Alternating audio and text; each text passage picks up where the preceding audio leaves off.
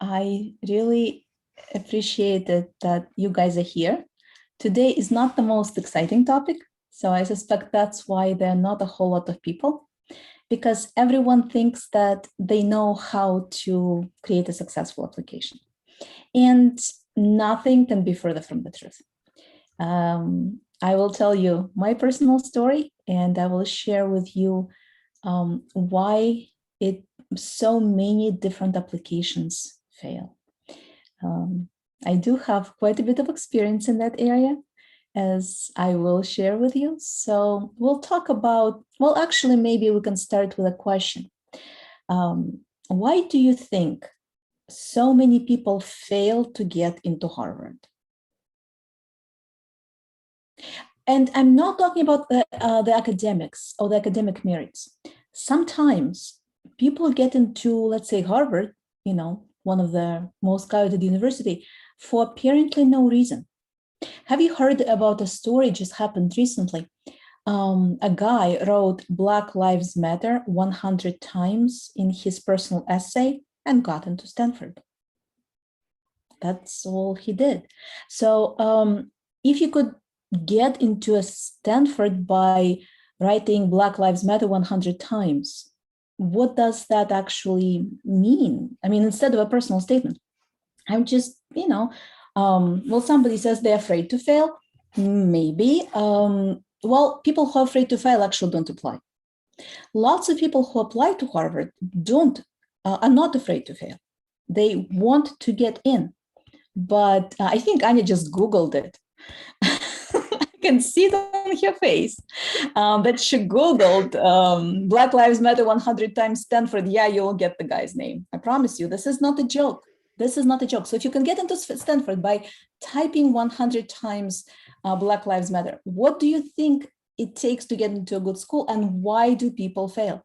They're not able to present the advantages. That's very good. Actually, that's precisely the answer, I would say.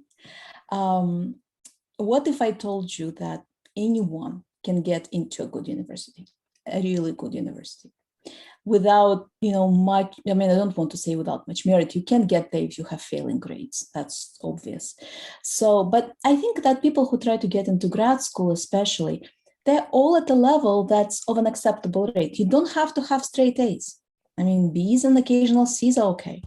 Even though, of course, straight A's help, but lots of times people don't know how to evaluate those grades, because requirements for university education is very different from one country to the next, within the same country from one city to the next. This is especially true, let's say, in Moscow, where we are from.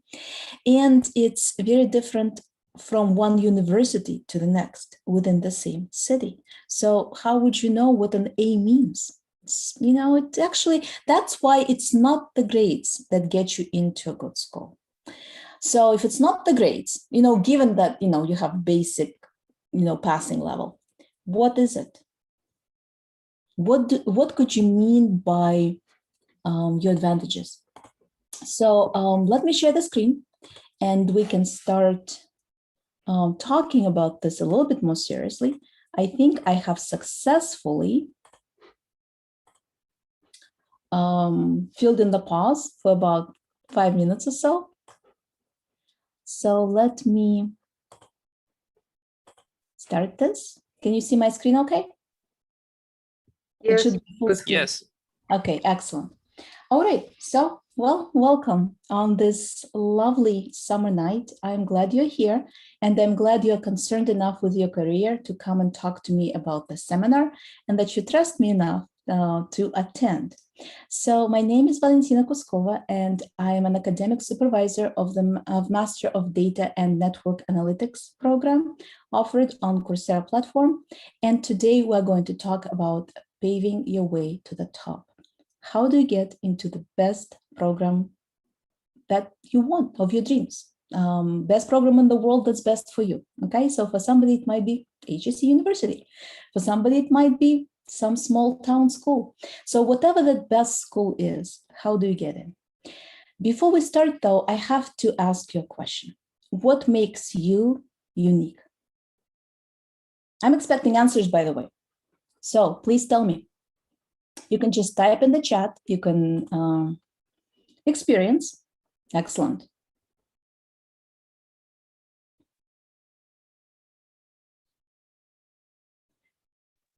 I can speak for myself. I think hopes.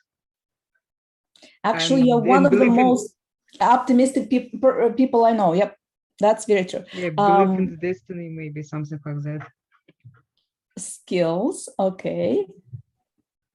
I have some of my students here in this session with us, and they know that I can wait for a long time to get an answer. So try one more time, somebody. What makes you unique? How do you see yourself? Applying experience. Very good. Very good. Well, then let's talk about what is it that makes you unique. So today's session is really about you and how do you get into the best program. And we'll start with an article called The Brand Called You, the research article. Then we'll talk about the introductions, and you will see why I'm doing it this way in a few minutes. First, I'll tell you about me. Then I will tell you about Master of Data and Network Analytics program. And then I will ask you to tell me about you. So that's going to be a little bit of a practice, okay? So I'll start first, and then I'll introduce the program, and then you can talk about yourself. After that, we'll talk about the unique education for you. Because the top program in itself, let's say Harvard, should not be the goal. The goal should be the program that brings out the best in you. But we'll talk about that in a minute. Once we talk about that, we'll talk about your perfect application and what it contains. So let's start. Here's an article that I show my students quite a lot. It's called The Brand Called You. And it's been published by what is called Fast Company. There is supposedly the permanent web address, but if you type in this address, you will see the error 404, so it's no longer permanent. It starts out like this. Big companies understand the importance of brands. Today, in the age of the individual, you have to be your own brand. Here is what it takes to be the CEO of Me Incorporated. All right. So I know that it's probably not very good to read this text to you, but there are a few things that I want to highlight. First of all, it says it's a brand new world. Is it true? I don't know. It's interesting that usually we receive each other from the perspective of looks. You walk into the room and people brand you. What are you wearing in terms of clothes or in terms of confidence? Imagine you walk into a doctor's office, you come to a physician, and you see that this physician has raggy clothes and unshaven, unclean cut, maybe face. What would you think of that person? Imagine that this is the most professional physician you've ever met, but if that professional physician looks shady, you probably would not perceive them very well. You've branded that person immediately the moment you saw them. We are victims of stereotypes, and this is perfectly normal. That's how our brains function, but that means we have to carry our own brand. So we are branded and you're branded. No matter what happens in school, you're branded as the best student or as not so good student. At work, you're branded as a good employee or not so good employee. So what this article says is that it's time for me and for you to take the lesson from big brands. Let's say brands like Coca-Cola that everyone knows. Or can you name another most famous brand in the world? There are actually 5 best-known brands. Coca-Cola is one of them. Apple, not bad. Actually, you're right. I was thinking, my knowledge is a little bit off. I think Apple is moving up their chains, but it was actually Coca-Cola. Marlboro was one of the most known brands, and there was something else from the cards, but Apple might be taking that place very quickly now. Maybe Amazon is too.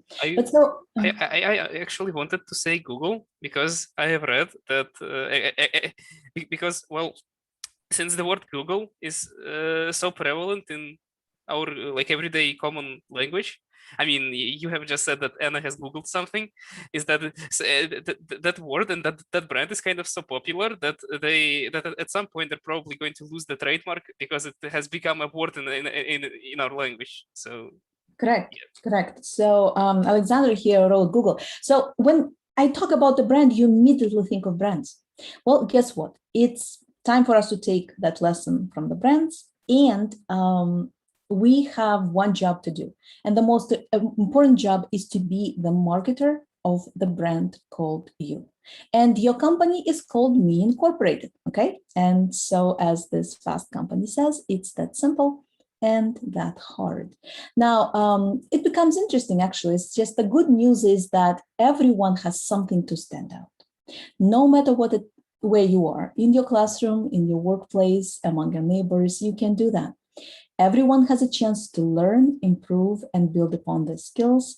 And everyone has a chance to be a brand worthy of remark. Those are exact quotes from that Fast Company article. So basically, the biggest message is that to build your brand, you do have to learn, improve, build your skills up, and develop the brand consistently. And since you are here with me, as opposed to in the nice weather out there, I think you're interested in doing what it takes, right? Okay, so let's talk about some keys to standing out. What makes you different? Okay, now you have already started talking about that, saying skills, experience. Well, I will speak from experience, of which I will talk in a few minutes. And when I see the resume that says skills or experience, it means absolutely nothing to me. Why? Because everyone can say that. Everyone can say, I have skills. That's not specific enough. For example, some resumes would say, I am an excellent team player. What does that mean to be an excellent team player? Can anybody tell me? What's an excellent team player? It's a question.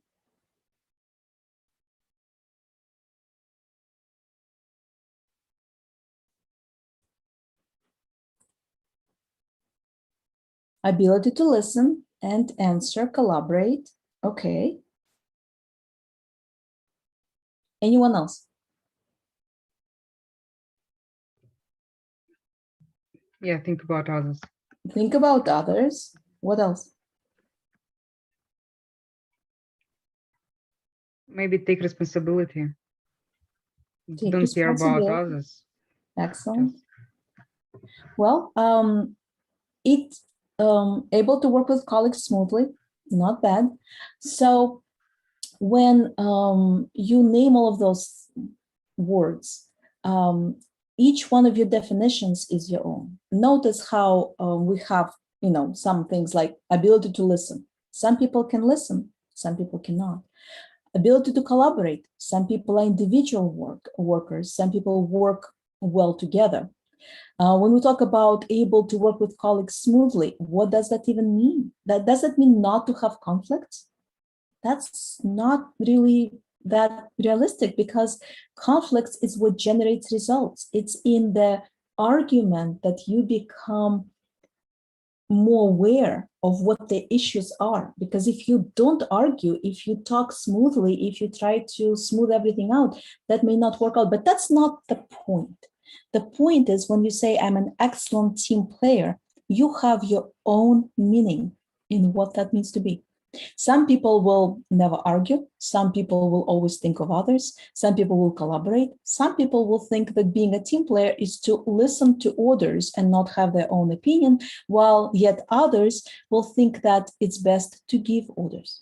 So this excellent team player phrase is completely empty, because it means different things to different people. So when I'm asking you a question, what makes you different? What you have to think of is what makes you uniquely different, in such a way that when you say something about yourself, people will know exactly what it is. I'm an excellent Python programmer, or I am a B2 English level speaking person. Okay, when you come to a country where nobody knows English, a B2 level of English might be what will set you apart, right? Or if you have a certain certification in Python, it will set you apart, but it's a very specific thing. So when you talk about what makes you different, start thinking about it right now. What is it that makes you different? What is one thing that you are very proud of that you would like to talk about and you would like to make a part of your future profession? Okay, so that's where we start out. Next, what is your message? You have to have a certain message for the world that you will work towards. Some people care about environment, and their message for the world is to separate trash. It doesn't really mean to maybe go out and protest. Not necessarily so. Some people like Greta Thunberg have done that, but not everybody would do that. Some people will care about environment by always picking up their trash and making sure they don't trash the world around them. And that might be enough, right? So what is your particular message? Again, when you talk about thinking differently, here's another chat message here. What does that mean to think differently? We all think differently, you realize that, right? No two people think alike ever. We all have our own thought process.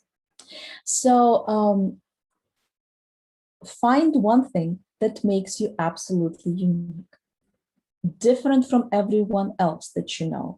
If it is basket weaving, think of a special tool you can use to weave your baskets, okay? And then with that one skill that you have, and do me a favor, take out a pen and do that right now. Write one thing that makes you different, even if it's just a starting exercise, okay? And then what is the message that you can give to the world with that one thing that makes you different? Next, what's the real power of you? When I talk about power, what do you think I mean?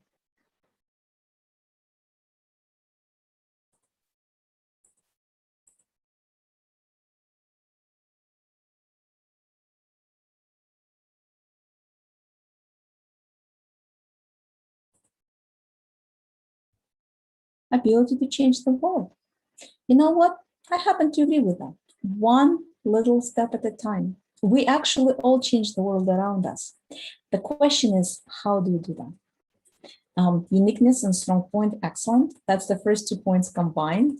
Very good. How I can use my feature to change something. Yes, there we go. So see how we're starting to move slowly to that perfect application. We're not there yet. Right now, we're just introducing ourselves. We're still working on introductions, remember? So we're finding that one thing that makes you different. We are taking that one thing that makes you different and turning it into action. And then we are showing how by using that one thing that makes you different and taking certain actions with it, you change the world, or you make someone's lives better, or you improve some processes. So you get the result. So the power in you is getting the result. What is the result? Write it down. What's the one result that you can achieve? And finally, what's your future? Where can you see yourself? Imagine that for some reason COVID hits, us for another 5 years. You know how many companies ask you a question, where do you see 5 years from now? And the most boring question that amazingly gets repeated, answer that gets repeated all the time.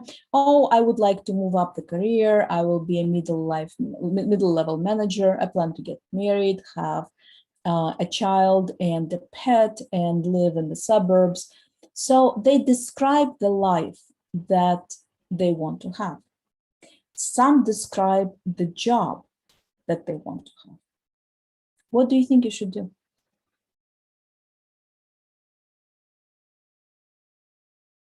Well, let me give you an answer to that, right? With the 3 above points. The right answer for what's in your future is, how do you see yourself grow from where you are today to 5 years from now? And not professionally, not skill-wise, because skills change. I am the one person that probably made a major job change at least 4 times. So as long as there is some growth, okay, in what you are, in what makes you different, in how you deliver your message, and how you exercise the power to do something with what is unique in you, that will help you become a step ahead of where you are today, right? Or maybe 2 steps or 3 steps. So what's that goal for growth that you see in growing the one strength that you have? Imagine you have more than one strength, but just with one, okay? All right. So the brand of you has 4 key components. First, be a good colleague. Remember that being independent and working separately from others is all nice and good, but your connections, the people you are working with, are your lifeblood and mission support. It's not just your skills alone, it's people around you that will make or break your career. If you can network with the right people, if you can establish the right connections, if you can foster those connections to take advantage of the job that you make, you will move much, much further. So useless arguments, gossip, unproductive behavior, all of that will never, ever help anyone. So being a good colleague also might mean being a good friend, or being, it doesn't necessarily mean being good to everyone, right? Sometimes you have to stand your ground and be firm, but do your part and contribute what people expect of you to contribute. And nurture those relationships with people around you as if they are babies who are born 2 weeks premature and weigh 500 grams. You have to take very good care of those relationships. It takes years to build trust. It takes one action to break it.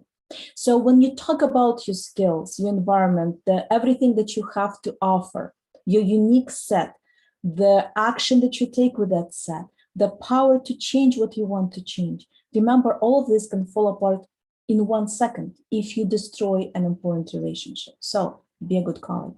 Second, be an exceptional expert at something. It doesn't really matter what you're an exceptional expert is at. It's fine to be a generalist, but you know who are the best generalists? The one job that is the best generalist, you know?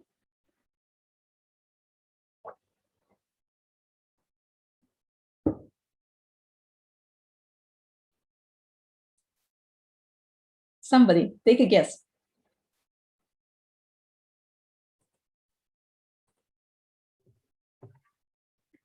What's the most generalist job in the world?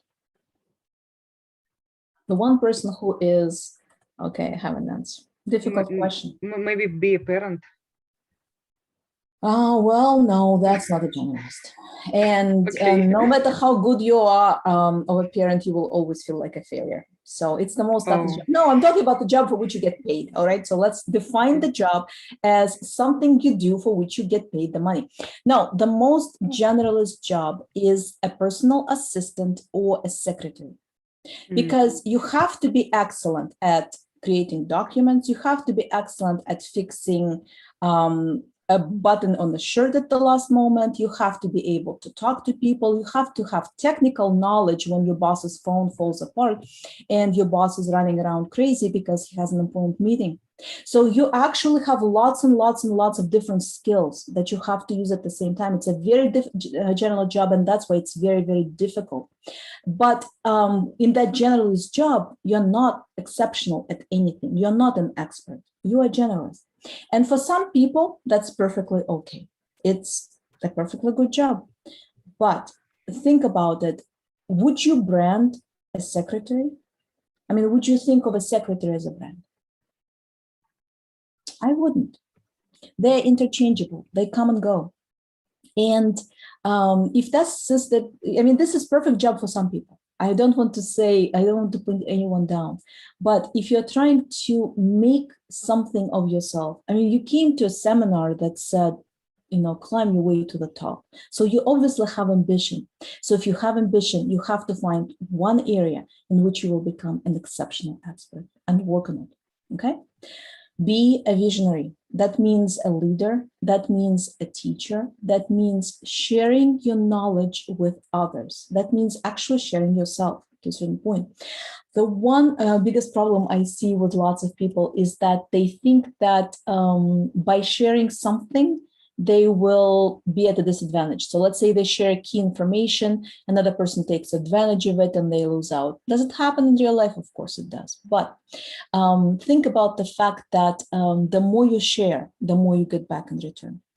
Because by sharing ideas, you get, better understanding of how certain things are done. Obviously, we're talking about working in a team and maybe leading a team and teaching someone. And as being a professional teacher, I've been teaching for over 20 years, the best way to learn something is to teach someone else. Just take my word for it, okay? Well, and be a business person. You have to aim for a pragmatic outcome. The desire to change the world is fine. You want this world to be a better place for your children. What does that mean for the world to be a better place? What's that outcome that makes this world better tomorrow than it is today? Is it cleaner? Is it safer? Is it free of anger? What is it? Define that one thing that you will work towards. And remember, those pragmatic outcomes have to benefit you.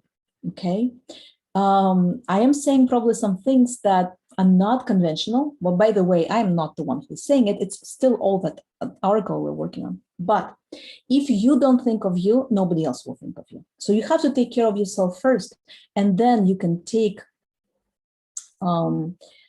care of someone else. So it is important that you put all of this together. And intersection of all of these 4 components will turn you into a brand, okay? So it's not just one of them. It's not just being an expert. An expert without being a good colleague or without being a visionary or without being a business person is meaningless. Or being a business person without being an expert or a visionary will not work. It's really the intersection of these 4 components that make you a brand that's well known. What's so important? I mean, why is Steve Jobs a Steve Jobs? Well, I don't know if he was a good colleague, but he was certainly, there are some stories about him, but he was certainly able to build a team and manage a team. But he was an exceptional expert. He was a visionary. He was a business person. So it's a combination of all of those things. So think of yourself, how can you turn that little one unique thing that you have into becoming an expert, into sharing it with others, and turning into a way that allows you to get a tangible, pragmatic outcome. Now, how's that for an advice? Do you guys think that's relevant? There are many ways that talk to you about, being CEO of Me Incorporated.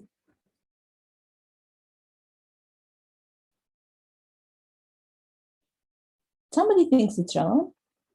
Thank you, Kartik. Well, let's look at that article again. Okay, the brand called you. There is this link that no longer works. It was written by Tom Peters, illustrated by Alison Seifer, and it was written in August of 1997. Would you have guessed that this article is almost 25 years old?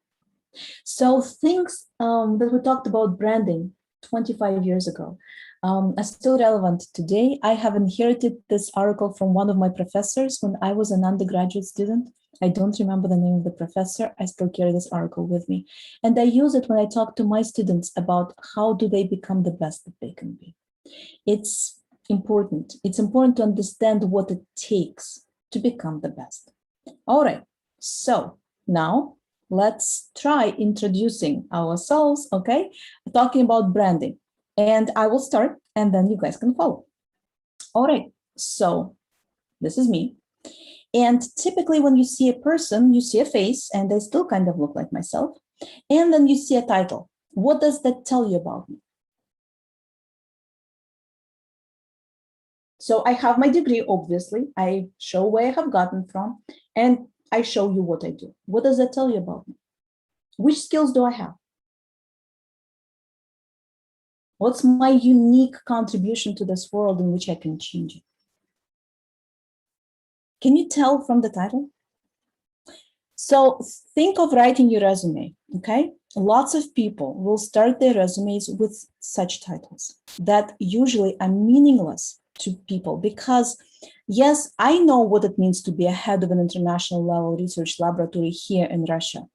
Do you think people over, let's say, we had somebody from Ukraine. Do you think people over at Ukraine know what it takes to be a head of an international laboratory in Russia? I don't know what it takes to be a head of an international laboratory in Ukraine. I can imagine they do some research just like I do, but what other issues are they working with?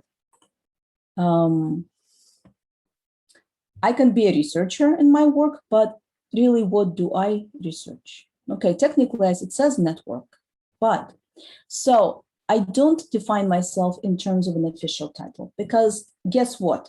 Titles come and go.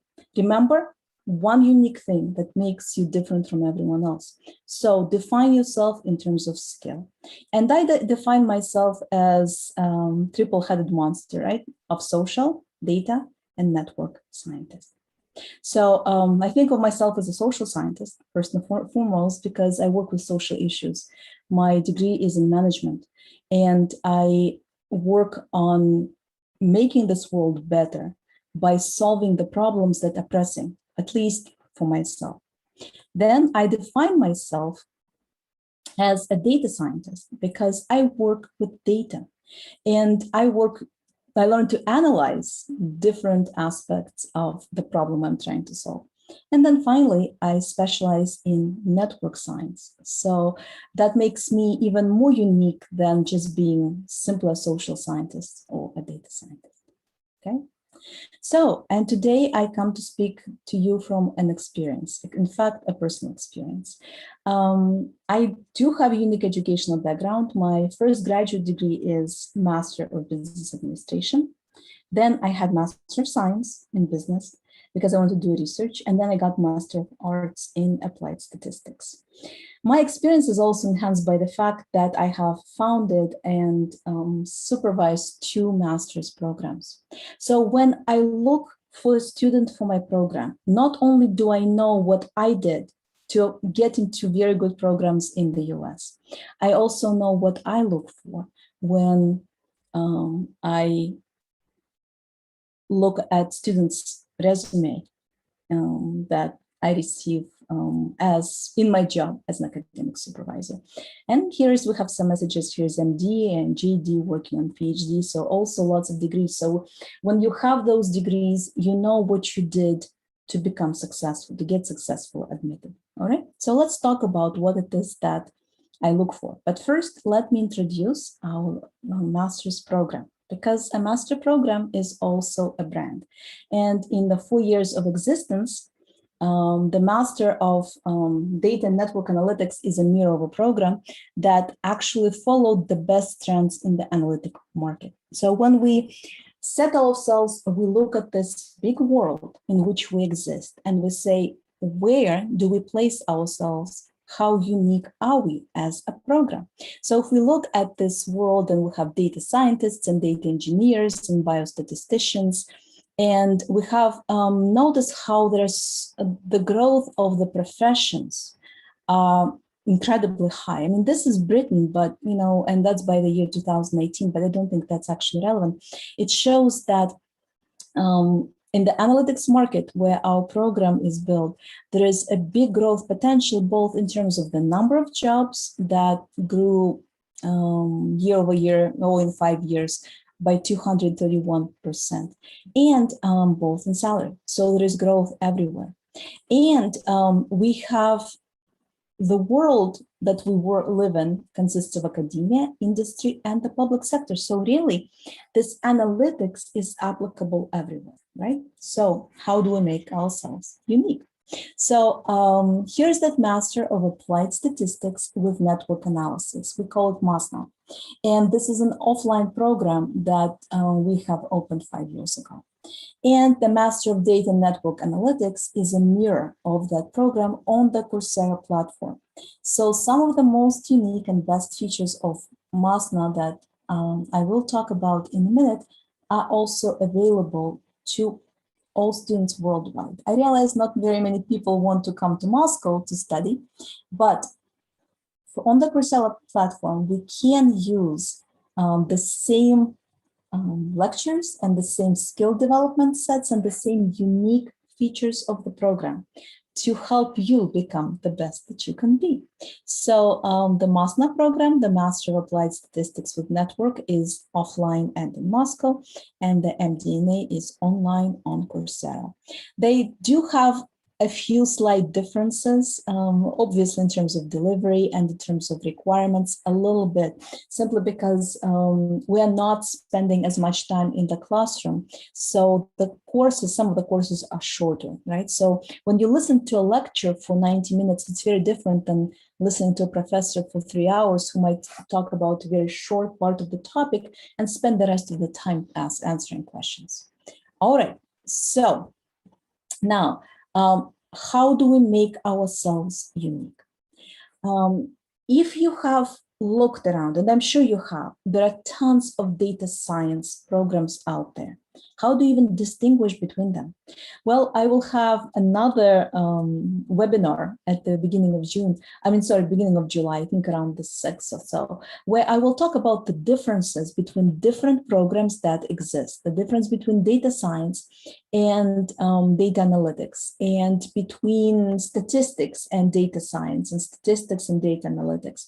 We'll talk about all of those different terms, but I guarantee you that despite similar names, all of these programs are quite different. So first thing that we wanted to do is we wanted to take proactive approach responding to the signals that the market sends us.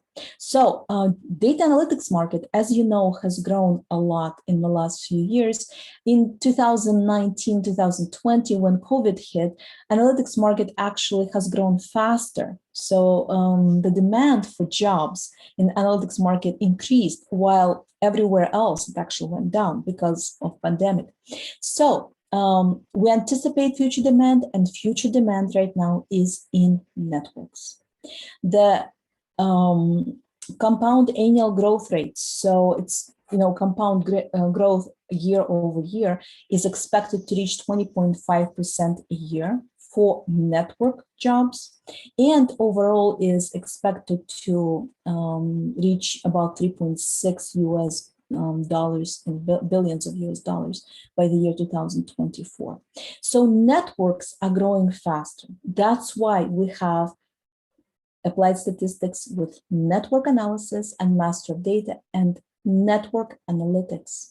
We're taking this unique aspect of the market and turning it into our program and delivering that knowledge, unique knowledge, to our students. So that sets us apart immediately from a lot of data science programs, data analytics programs, statistics programs, and all similar programs out there. Okay, so when you're looking for a program, look for something unique that they offer. Do they have something that's unique? Because guess what? Starting a program from scratch that we do, anyone can do that. Taking people from any background, anyone can do that. Teaching tools such as applied linear models, time series analysis, neural networks, programming in Python, guess what? Anyone can do that. So what's the unique approach? Okay, so what's the uniqueness? Find that one unique skill. And if you're looking at the program and the only unique thing you can find is that it's from Harvard, that's not the best program for you. Okay, because the name of the university will only carry you so far. Okay, all right. Now, let's talk about this Master of Data and Network Analytics a bit. So we do have applied data, we have networks, and we have analytics. Those are the components that make us unique, right? So we're different from everyone else. All right. We start, of course, with theoretical understanding in our program. We talk about problems. We learned how to develop those problems and find them in real life, because lots of times people don't know the problem exists because they don't know how to define it. We use a variety of different software skills. Again, look for a program that will be fit to your needs. Lots of programs teach Python. What happens when Python gets outdated? There used to be a time when I learned to program in Fortran, then I was really good at Visual Basic. Then I had to learn C++. guess what? Python is the next C++, because C++ is, you know, a very generous language. You can do anything from mathematical programming to self-extracting executables, yet it's kind of is going out of favor, right? So Python is the next storm. And with so many Python programmers, how would you set yourself apart? Well, guess what? Sometimes being a generalist is not a bad thing. When you're being hired as an analyst at a company and you have a large variety of software that you're familiar with, you become distinct. You set yourself apart. We do have projects, and then we have mathematics, and I put them in this particular order because mathematics should come first, but we don't necessarily put any emphasis on mathematics because we have students of different level. Some of them will want to study mathematics, some of them will not, but practice is important for everyone. So theoretical knowledge that you might get in some of the programs is actually not the only thing out there. So think about it. You start from theoretical understanding of what a problem is, and using skills that we provide, a variety of different software and practice, you develop the best skills that you want to develop. All right. So if you want to find more information, this is the address. And of course, in the chat, we'll provide you with all the contact information to reach us later. All right, your turn. It's time for you to define yourself. I've done it for myself. I've done it for my program. All right, let's go.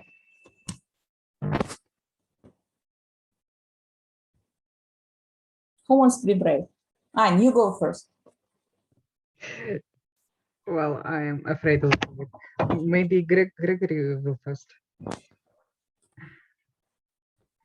Well, I mean, we are actually kind of all afraid. So, but I think that what defines me is that my backgrounds are kind of mixed. I do both mathematics and social sciences. So, yeah. Excellent. So what is your message? Well, my message is that in order to understand something, you need to, well, become a generalist and not to focus on a single part of the whole, but try to get a more holistic view. Maybe using some, you know, your own understanding, or maybe using some computational tools and more silicon. So, yeah. Okay, and what's your power? Well, I don't know. Building this holistic view, maybe. Okay, here is a message from Raul. He says, we'll take a step back to see the whole picture, keep your best foot forward. So since Raul is talking to me, Raul, what is your unique skill?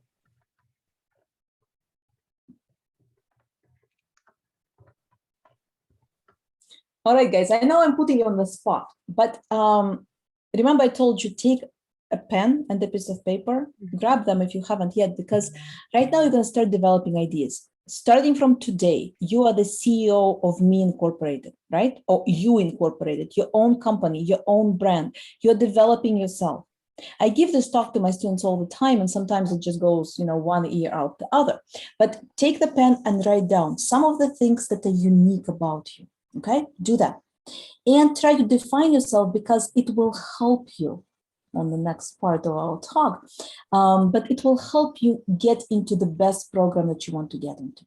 Okay, so define yourself and imagine all the possibilities. So once you give yourself a definition that you are striving for, right? Not maybe what you are today, but what you will be 5 years from now with the one unique skill that you have. Now, what would it take for you to get into the best world university? How many applications you would have to fill out, and one single most important aspect. So what would be your top university that you want to get into? Can you think of one? The university of your dreams. What would it take for you to get there?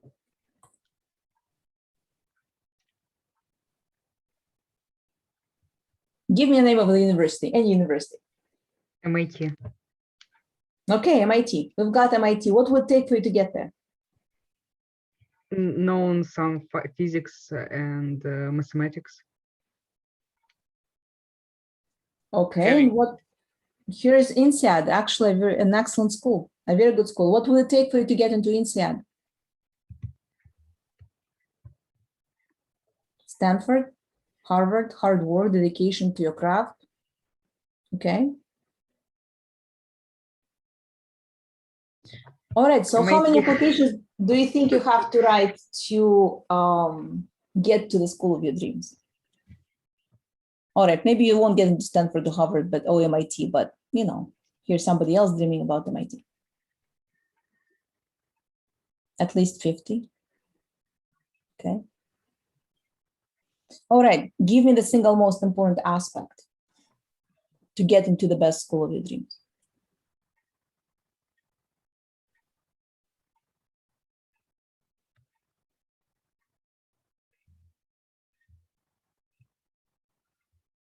Know what you want in life, your own way, make it happen.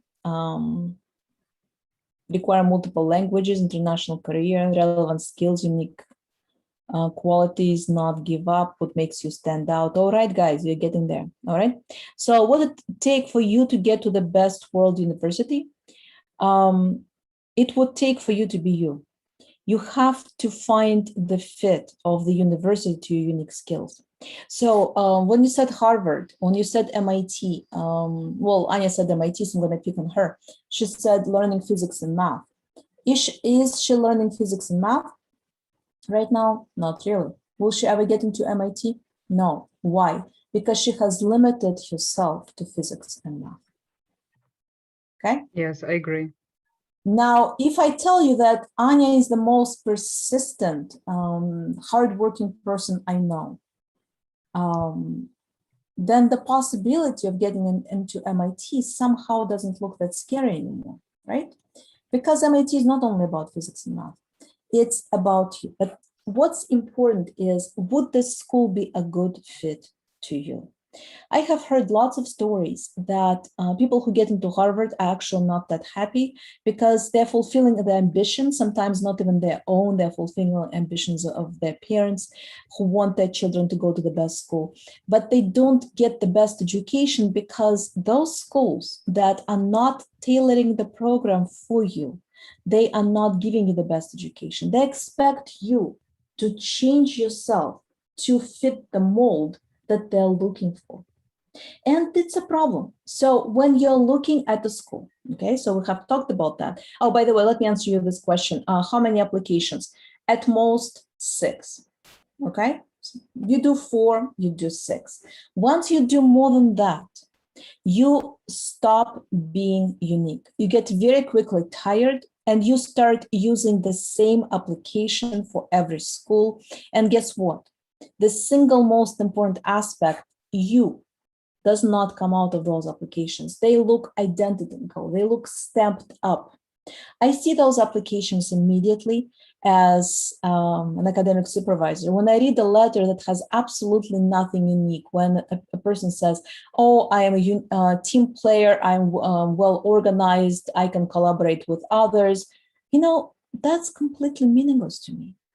Because that single important most aspect, you, is lost from that application. The guy who wrote 100 times Black Lives Matter stood out. Why? Because he believed in one single thing that was very important to him. He was passionate about Black Lives Matter movement, and he made it clear. And that was enough for Stanford to accept him, okay? They saw the unique person behind that application. So single most important aspect is you, is not the skills. Skills can be learned. So what should you look for in the program? Well, first of all, the job that helps you reach your top potential. What does that mean? That means that it's a job that aligns with your best possible set of skills, that unique area in which you're so good. If you were given a chance to go to Harvard, but learn profession as a basket weaving, would you be happy You will get a degree from Harvard, but you're going to spend the rest of your life moving baskets, something you don't do. Probably not. Okay, so if ambition is important, then you still have to find that unique skill.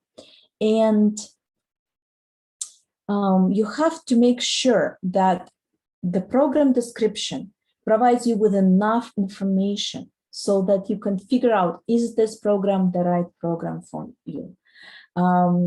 I had to make a choice at one point in time. Having had already master's degrees, I had to apply for my PhD. And I had a choice of several schools, including top schools. I was accepted into 5 of the 6 schools I applied for, right? I applied to 6 schools. I was accepted into 5. I chose Indiana. There were other schools about equally good. I probably wouldn't be fair for me to make you ask, to make you guess what it was that made me choose Indiana. But Indiana would allow me to take the advantage of the unique combinations of skills that I had. No other program would do that. In any other university, I would have had to tailor myself to the needs of the program. And if I did not fit the mold, I would have had to drop out. And it turned out that flexibility of Indiana University was something that allowed me to make that choice. I talked at that time, she was just a professor at the university. Her name was Valentina Kuskova. She's now Dean of Kelley School of Business at Indiana University. So she took the time, even though she was a very busy person, and talked to me on the phone about Kelley. And I said, well, you know, I kind of like decision sciences, ops, and I also like management and human resources. Would I be able to have a degree like that? And she said, well, it's unusual to have ops and which is operations management, right? Decision sciences and management, but some people can do that. And other schools were not that flexible, said, no, if you have a major in operations management, it can only be operations management, decision sciences, you can't do anything else. Guess what? I do have my PhD in management and decision sciences, which means it's bridging 2 different departments. But Indiana allowed that possibility, and I knew that up front, so I was actually quite successful with that. So let's see what else we have. Next thing that we're looking for allows you to upgrade your earnings potential. One of the biggest mistakes you can make is to go for a master's degree in a profession you have a bachelor's degree on. I mean, I shouldn't probably say this. I mean, if you are a sociologist and want to continue the sociology and take master's there, I'm not the one to tell you not to do that. But the distinction within the same profession, usually there is very little difference between a person who is who has a bachelor's degree and the person who has a master's degree. I do have an understanding of how American system works, and let's say nurses are well paid in America. Well, you can get a bachelor's degree and become a nurse, or you can get a master's degree in addition to a bachelor's degree. And with a master's degree, you can become a nurse practitioner as opposed to just a nurse, even though that may not happen to open your own practice.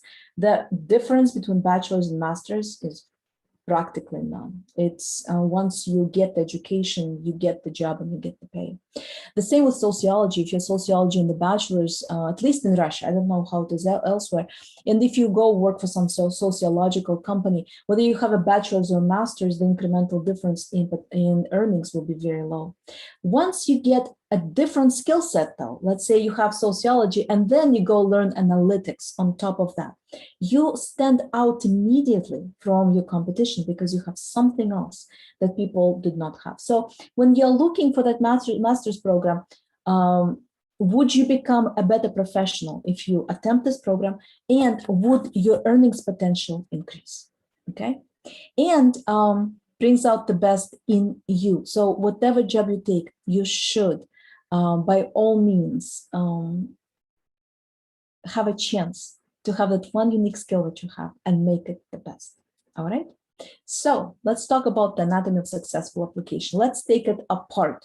What's the one single most important thing in your application? What's that? Well, if we're talking about anatomy, I have previously a medical background. So let's talk about the skeleton.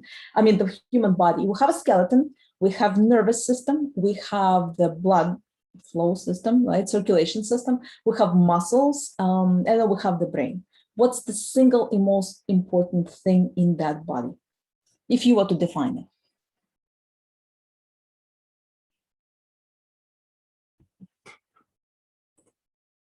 It's the brain. I agree with you. So we're taking the brain. What's the brain of your successful application? Okay, let me start giving you the answers. The skeleton is your background education. Okay, so you have some, foundation, some bones that carry you forward, and that is your education. So you have to have background in something, you have to have a bachelor's degree.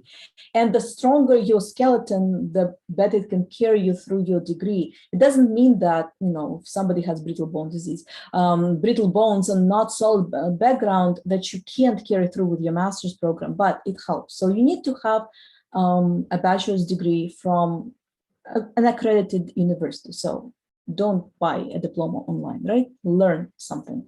Okay. What's the brain of that body? So the skeleton we've got. What's the muscles, by the way?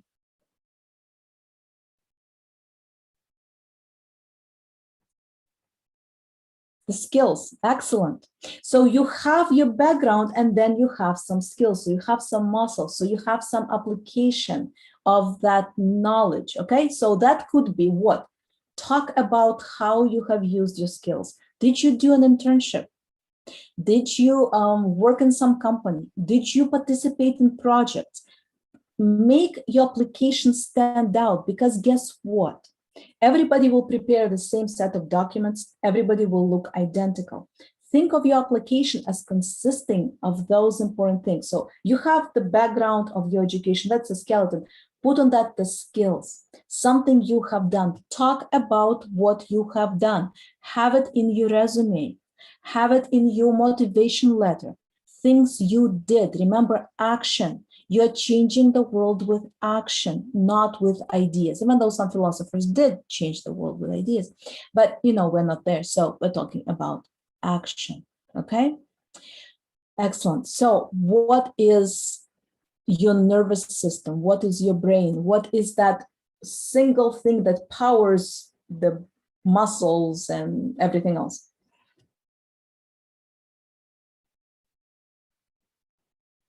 What would make you absolutely unique? What would make you stand out?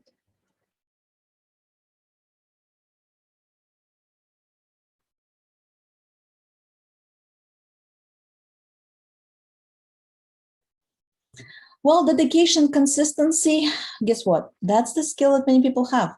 That could be the skin, okay? Nails, hair.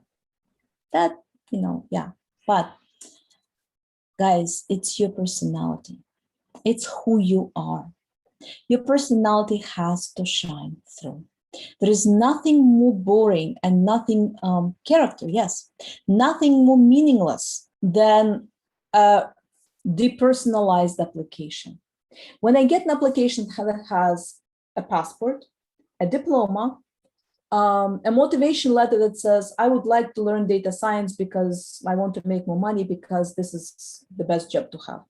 I don't see the person behind all of that. So that's one single most important thing that's missed in 90% of the application, the uniqueness of you. Remember the brand of you. What is your brand? You have to tell graduate schools about it. You have to make yourself shine through. How do you do that? How do you show yourselves? How do you demonstrate your personality, your character? Tell a story. That's why motivation letters are so important. In our master's program, of course, we require the skeleton, the background. If you don't have the skills, we kind of help you grow those muscles in, right? But the single most important thing that has to shine through is your personality. Your motivation letter has to be personal. You have to show the passion for what it is that you want to be in this life. Because what you do in this life changes a lot. but what you want to be and what you are. That remains consistent from one application to the next, from one job to the next, from 1 year to the next. You have to show your values, you have to show your passion, you have to show your character. Talk about some things you believe in. Black Lives Matter, okay, 100 times. That showed the person's character. It sounded like a joke, except it's not. It's the unique attributes of that person that nobody else has demonstrated, because all other applications said, I'm an excellent team player, I'm well organized, I perform timely my work, whatever. No passion, no character, okay? Those applications get dropped out. So nervous system is the most important. Now, what else is important? Well, if we talk about this, like your blood, right? Remember, I told you what your blood is. Your lifeblood, your mission support, something that will carry you through this program or any other program and through many other things in life, are people in your life. Make sure you get good letters of recommendation. What does it mean to be good? It means to be personal. I hate letters of recommendation that say, this particular student was, I had them in my class in the year 2020. He completed 5 assignments, got a grade of 10. Okay, good for him. What do I know what the grade of 10 means? If you're in France, grade of 10 is failing because they're on a 20-point system. So it's extremely important that you find people that can talk about you, okay? Your successful application, everything has to be about you. I'm not trying to tell you to be egotistic. That's completely not what I'm trying to do here. I'm trying to show you how you can get to the university of your dreams. Be yourself, find your niche, show yourself, okay? All right, we are running out of time. I want to show you how our program is flexible for your unique needs, because everybody who comes to our program has slightly different study plan, has slightly different outcome, and when they graduate, they get very different results because each person is unique. Each person in our program will get to unique results. First of all, you can get worldwide recognition by competing in Kaggle competitions. We have some students who do professional business analytics. We have some professors who teach you. If this is your passion, if this is where you see yourself go, they teach you how to become an excellent business analyst, working with real life cases, knowing what's important to the corporation. You can do research, and if it is important for you to study from the best, let's say Yanis Demshar, who wrote the software called Orange, he can teach you to become your best at research. And then, of course, our courses are menu that consists of a matrix. First of all, it's different subjects, but then within each subject, you also have different levels. You start from the very basic if you have never had any background before, and then you move on to more advanced. So technically, you can get in that matrix, you can select a variety of courses that will fit your unique needs. So if you don't like math, and you don't want to learn math, but you still want to have a data analysis degree, you can create the menu of courses that contain no math whatsoever and still get the skills. And that's, I guess, the most important thing that we have to offer. So if you want to learn more about how we are unique, we do have a network analytics for business specialization currently open on Coursera platform. It starts with a review course called Contemporary Data Analysis, Survey-Based Practices. Then it contains network analysis, text mining in R, because there are lots of courses on text mining in Python, but we know that once you have so many people mining text in Python, what's your unique contribution? Well, be unique, learn to mine text in R. And we have an excellent course, Business Analytics, Diversity of Practical Applications, that's actually created by the graphical author of this presentation, Miss Elena Belina, who is excellent at understanding what's needed for business. And she has already worked on my memory for at least 3 major international corporations, having graduated from our program just 2 years ago. So if you want to learn more about specialization, here's the link. And again, we'll send it in chat. And do me a favor, check it out. It's completely free. There is absolutely no obligation on your part. You don't have to take courses. You don't have to pay anything if you do take a course, because it's completely free. Check it out and see, is this something that I can see myself doing? Because you're here, right? And you want to obviously get into analytics program, otherwise you wouldn't be here. But check it out. Just if somebody can send this to a chat, the link to the chat, just click on it right now. And so that you have it when the session is over. Anya, can I have you please paste this link to the chat? Yes, sure. 1 second. Okay, thank you, Elena, thank you. So right now, click on it, right now in the chat, so that it opens up, and when this is closed, you can go check it out and see, is this something that can help me take advantage of my unique ability, of what I can do as a future professional, or something, can I do something that I'm passionate about with the skills that, let's say, this free specialization provides. Courses are completely free, okay? Check it out and see if you want to take maybe a course or two to better yourself, and maybe take the next step to that doing and changing the world. Okay, so here's the, again, let me summarize the anatomy of this application. Background is important, but the brain is what drives it all. And the application has to have you as part of this application pattern. If you are missing, no matter your grades, no matter how strong the portfolio is, no matter anything, you are not going to get into the school of your dreams. It's you who gets you there. So if you want to MIT, Anna, find the one thing that you're passionate about and see if you can take certain action to get into MIT. You know, being passionate about environment like you are.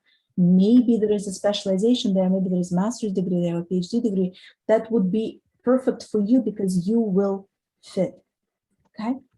So I'm glad this was insightful. You do need to think about how you brand yourself. Okay.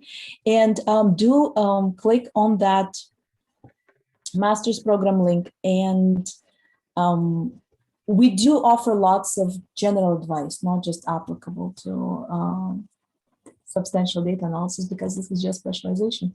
So check it out and then write to us and let us know. Or maybe just take a course, and we'll see you in that course, both myself and actually Anna, Grigori, and they're all here, and Yelena, who's in the background, who's also the instructor of the course.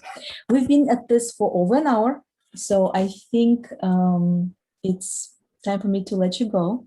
We'll be delighted to see you for the next 2 webinars. I do not remember the order in which they go, but we're going to talk about the power of time series. I think we're going to talk about efficiency next.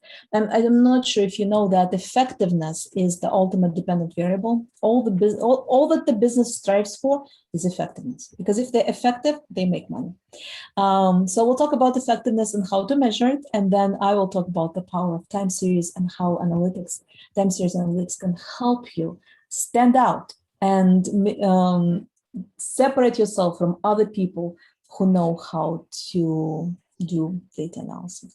Okay, so hopefully we'll see you in our specialization. We also have some webinar links to our past webinars. We have Telegram channels. Please come and join us. And remember, your application has to be about you, and then you will be successful. Thank you for being with us. Have a good day or night, wherever you are. Yes. Thank you very much, Dr. Goodbye. Kuskova. Yes. Have a good day. Goodbye. Goodbye. Goodbye, guys. Thank you for attention.